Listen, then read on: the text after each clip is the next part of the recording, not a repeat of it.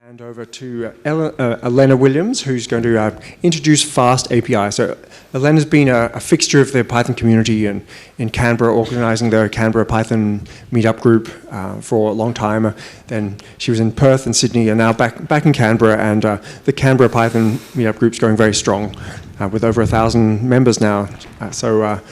Yeah, please give a round of applause to Elena. Thank you so much, Ed.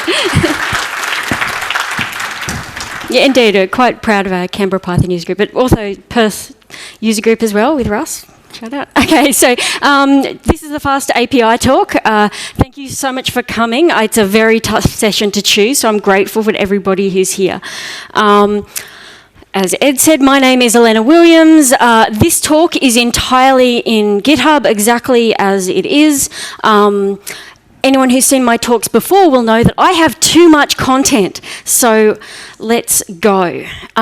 What we're doing here today is we're just going to touch upon a small number of technologies and describe where the fundamentals of where they sort of come from. So I'm kind of assuming you can Python program already and you have an interest in this stuff, but you don't do it already. What we're not going to be talking about is we're not going to be talking about full web applications, because APIs are intended to sort of float above your data layer before your front end.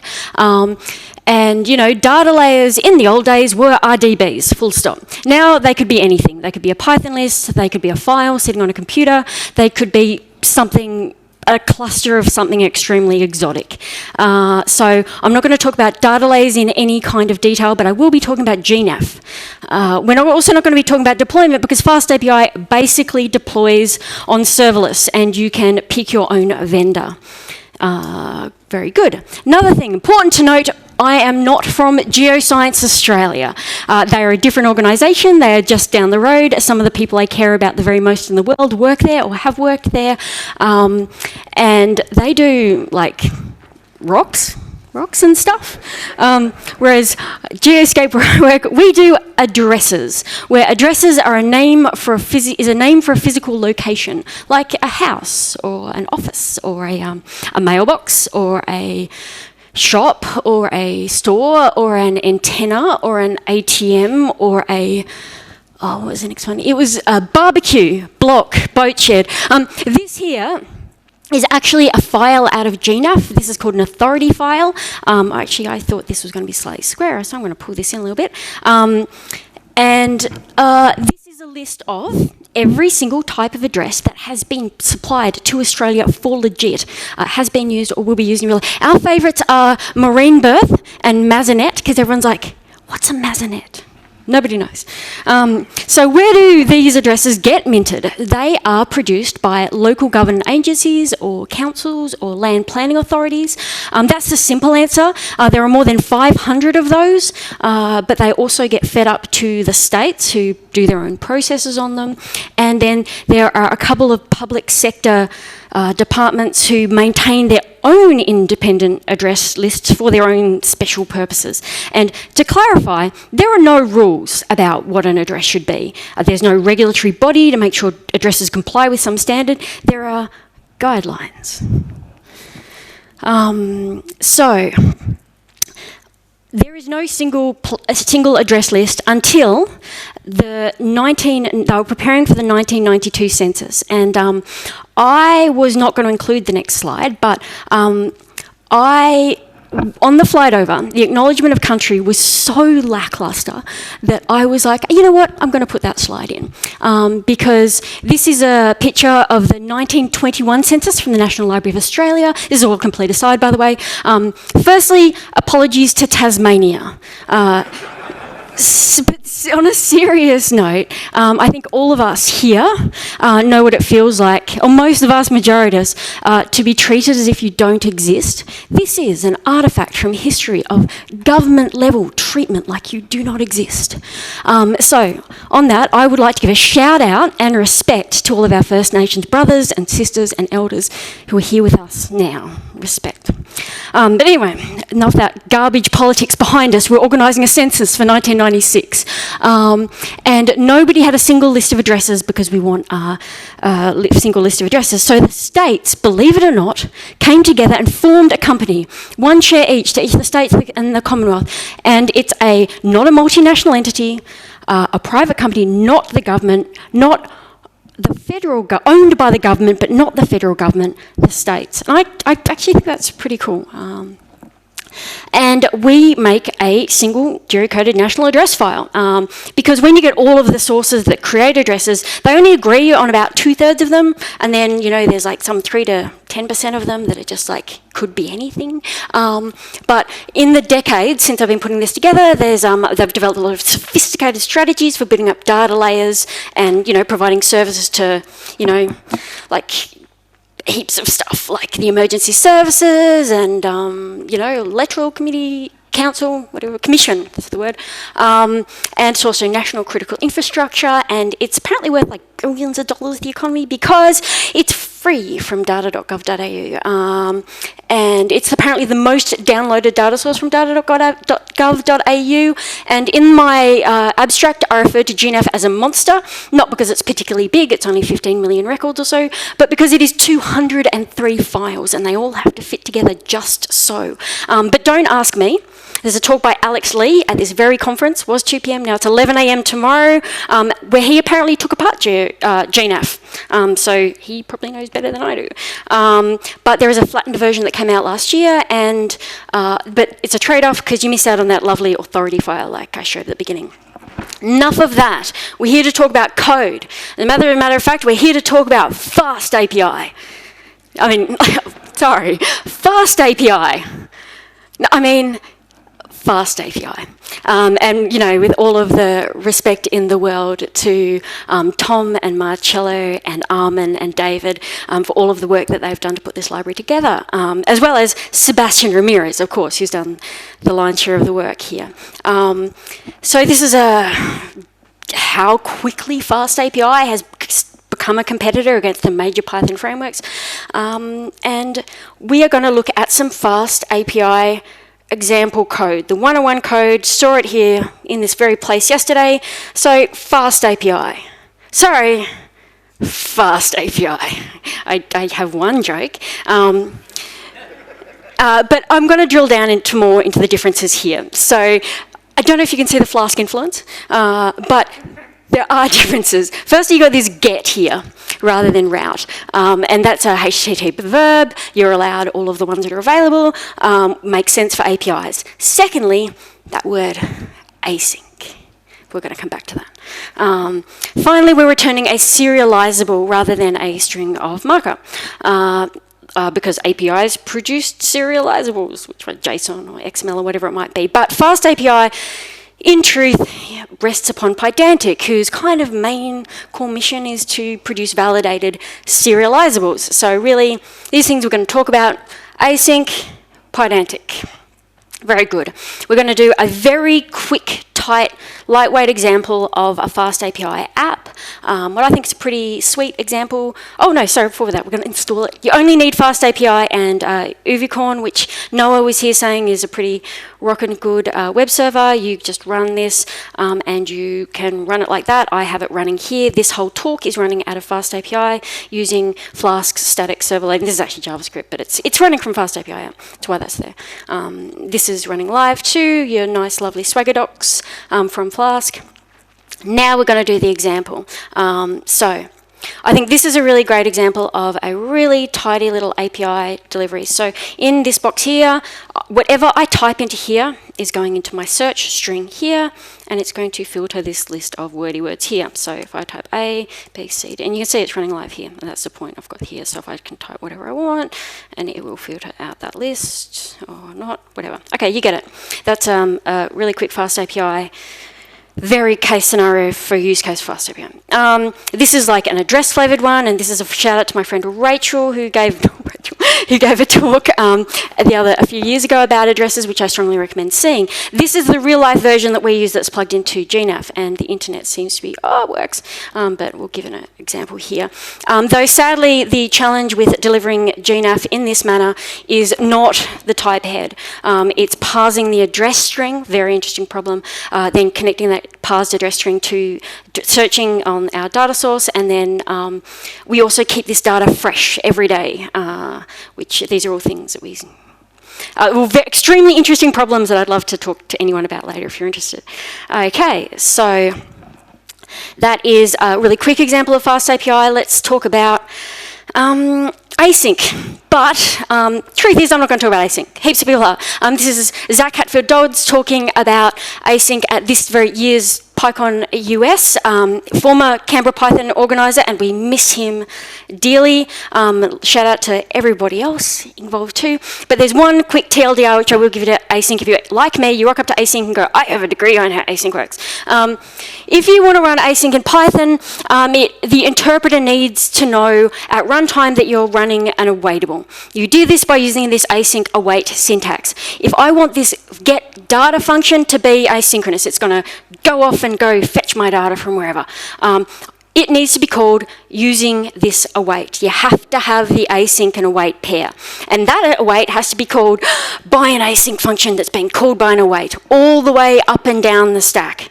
And if you forget to put in async or await, you'll start to get really wacky exceptions. Like, so if the word coroutine is popping up in your exceptions, just double check you've gotten all your asyncs and awaits. It's a really easy thing to forget. That's all I have to say about async. So the other thing I was going to talk about is Pydantic. So, hands up if you have heard of Pydantic, please, because I want to know. Oh, wow. Keep your hand up if you've heard of Pydantic v2. Hands up if you've installed Pydantic v2. Oh, my heart goes out to you people. Okay, so I will say, when this talk was proposed, Pydantic v2 wasn't released. I proposed this talk based on the experiences that we'd had with Pydantic v1 because it was a lot of fun. They have fixed everything, or pretty much everything, that I had to say about Pydantic v1, so that's not a relic of history. And so I got back 5 minutes of my talk that I'm going to fill with pictures instead. I really want to say on, because I'm not going to talk about Pydantic right now. In fact, I am going to talk about typing in Python in general, because as we all know, Python is weakly typed. What was the one yesterday? It was gradually typed. And people who feel strongly like that about that are like a little bit extreme, either for or against it. And I would argue that our beloved BDFL, this is my personal unsubstantiated theory, he stepped back from that role because of the heat that he got about his very gentle attempts to introduce typing.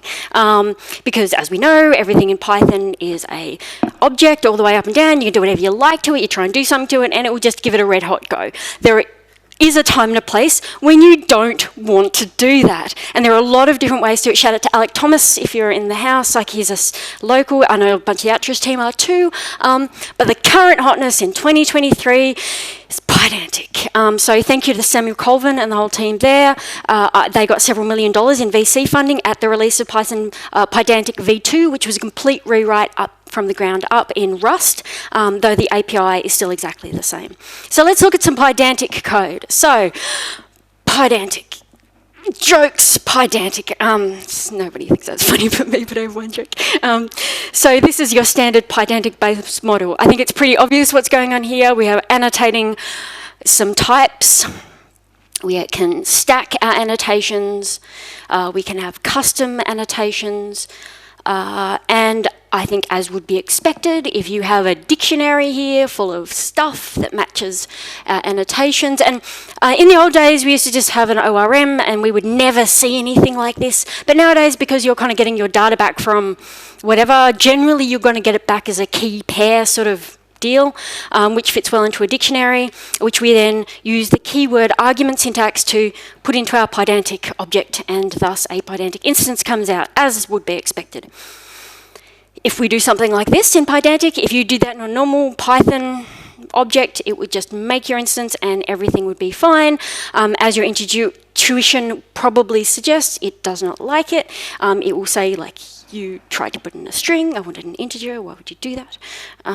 Also, there's this concept called literal. In Django, we'd call these choices.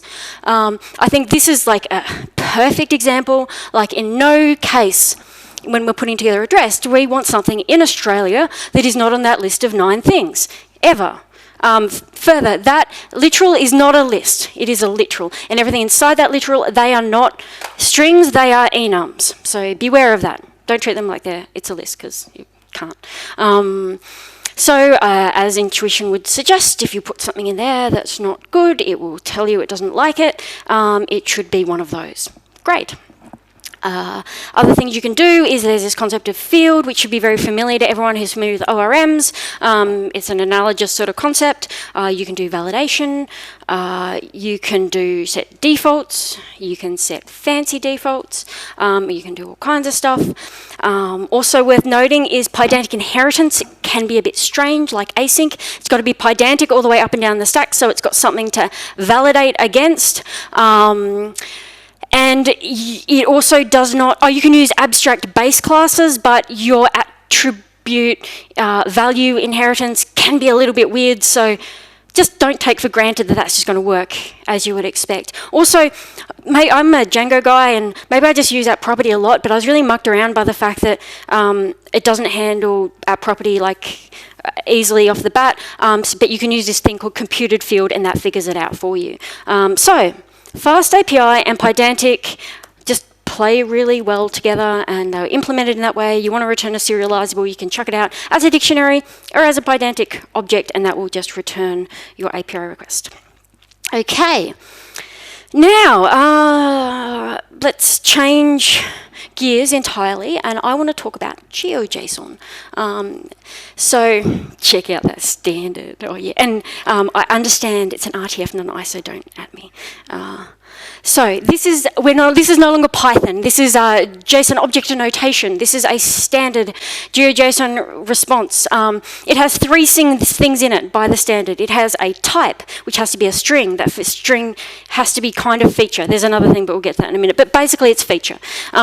There's a geometry. This is a very tightly defined object. It's got 2 things in it: a type with a string of the type of geometry you have. There are a bunch of them. They're also tightly defined, and you must have a coordinate. That's it. Geometry, type, coordinates. And then there's this property attribute. This can contain whatever you like. You can leave it empty. You have to provide it. You can leave it empty, or you can put anything in it. We overload ours very hard. Trust me, you can do a lot with them. So type, geometry, properties. Easy. If we wanted to model that in Pydantic, it might look something like this. So you've got your geometry object with the type and coordinates. You've got your feature, type, geometry, properties. Sweet. The other thing you can provide is a feature collection, which, as the name suggests, is a collection of features, where it's type, geometry, properties. And that's basically, it's not the whole GeoJSON standard, but it's like most of it in about a minute and a half. So the other thing I want to dive into is the types of geometries. I just want to spend a minute talking about these, because I think there are some points of note if you're new to the geo field. Geo folk, please come at me, because I'm not new here, but I'm kind of new here. Okay, first thing, point. We say in English vernacular, lat long. If you think about it, lat is with the y-axis, and long is the x-axis. I thought this would have been more figured out. It's not as figured out as you would think it should be. There's also the whole degree versus float thing. We use Cartesian coordinates every time we're doing something technical, but don't bet your life on it. So, point, array, 2 things, lat long. This is for things like where we are right now, and some other nice pointies in planet Earthy stuff. A line string is an array of points in order to make a string. We use this to construct roads. Oh, internet, no internet. My friend Alex Ware, who spoke yesterday, has spent a lot of time doing roads data, her and John Martin, who's also here, that like intersecting road strings across borders and making sure they all line up. They've been doing a lot of that lately. Got no idea how they're doing it, but if you're interested, they could talk your ear off about it. Another type is a polygon, which has an array of points where the first and last point is the same, like a building footprint. Then the last one I'm going to show is multi-polygon, which is everybody's favourite. And why is it everybody's favourite? Because it's quadruply nested. But if you think about it, if you're going to have an array, multiple donuts, it has to be quadruply nested.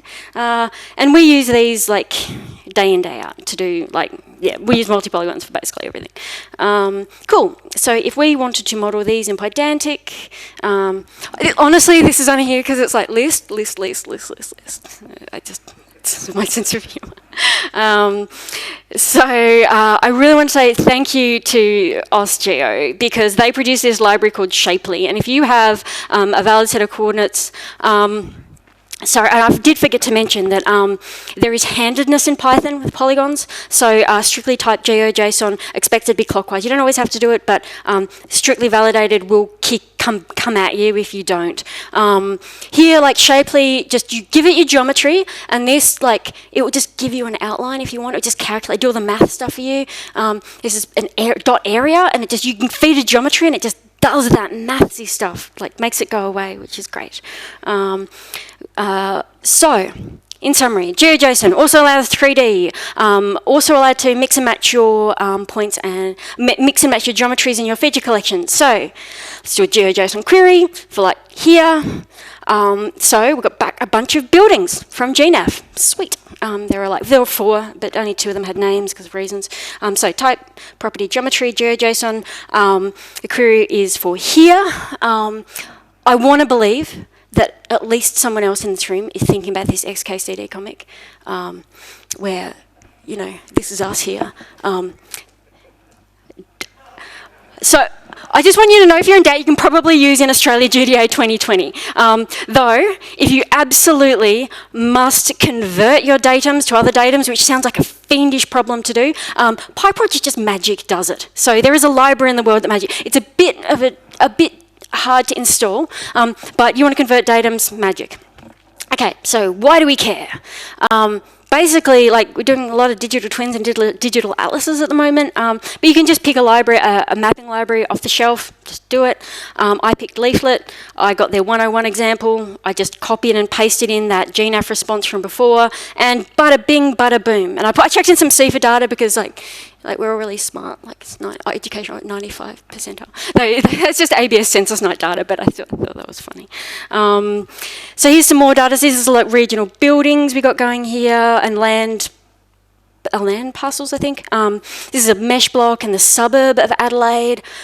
This is the electorate of Adelaide and the suburb, and this is all of the state of South Australia. You'll notice that is 310,000 points. I'll do some other cool stuff like mix and match, points and roads. You can do some polygons, can do some shaded polygons, can do some 3D geometries, can do some tree heights, and those tree heights are actually for real. A major Australian telco uses those trees heights to calculate shadows and clutter and stuff. Of course, I do some pools and some solar panels, and I was just showing that off because I think this is a really great example of making sense of this statement here, which is that threading is for working in parallel, async is for waiting in parallel. So I got a bunch of async functions pitching off to get at my data of all kinds of stuff. You saw that state electorates one, that was 310. That's very big. We're coming up to the limits of all kinds of stuff. You are hard pressed to turn that response around in quicker than, 600 to 1,000 milliseconds, right? And so if you've got 2 of them and you're stacking them up, your response is going to get very, very long. So FastAPI is perfect here for running them all at the same time, and then our response will only be as big as our biggest response. That we can get as many different bits of data as we want, chuck it back on the same GeoJSON response in our massively overloaded properties, and it will be very quick. It'll only take as long as our biggest response, and then that's a different problem. And I forgot my weight because it's a really easy mistake to make. And that is my entire talk. Thank you very much. You've been a great audience.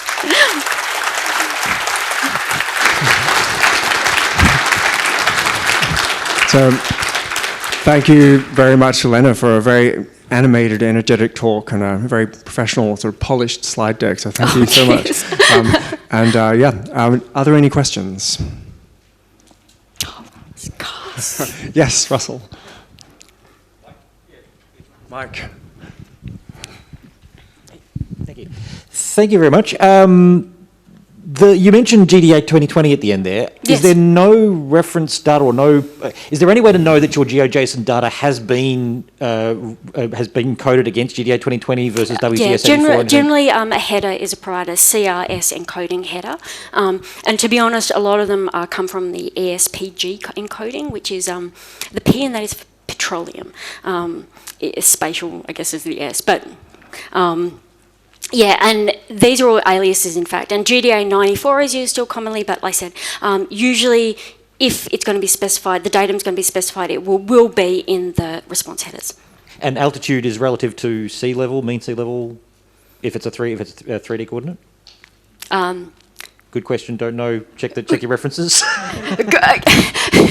I have people who could give you a very, very, very long-winded answer about that. I am not that guy. I don't think this is the time or the place, but... Are there any other questions? Yes. You could probably choose. I'm going to bet. Hello. So Hello. You've got a lot of structured data there, so you've the JSON input, which is quite well structured, and so you can expect to bring that into a Pydantic model fairly easily. But earlier you mentioned the addresses, which are very loosey-goosey. Did you end up writing Pydantic models to deal with them, and if so, was it an emotionally traumatic experience? Unfortunately, that's a yes or no question. The answer is yes. Yeah, we have Pydantic pretty much all the way up and down the stack, and no, you've been there. You know the feelings. So Pydantic V1 was less performant than Pydantic V2, and we did have to do some things to work around that. But overall, it is nice, particularly if you've got people who've come from statically typed languages. They find it a lot saner to just be in a typed world. So you can have some work with engineers who come from that background, and they're cool. We found, oh no, we do. We've got ways, yeah. And V2, I strongly recommend Pydantic V2. It's really, it works really well, and there's a tool for switching from V1 to V2, which seems to work fine. All right. Do we have any more questions? Hello.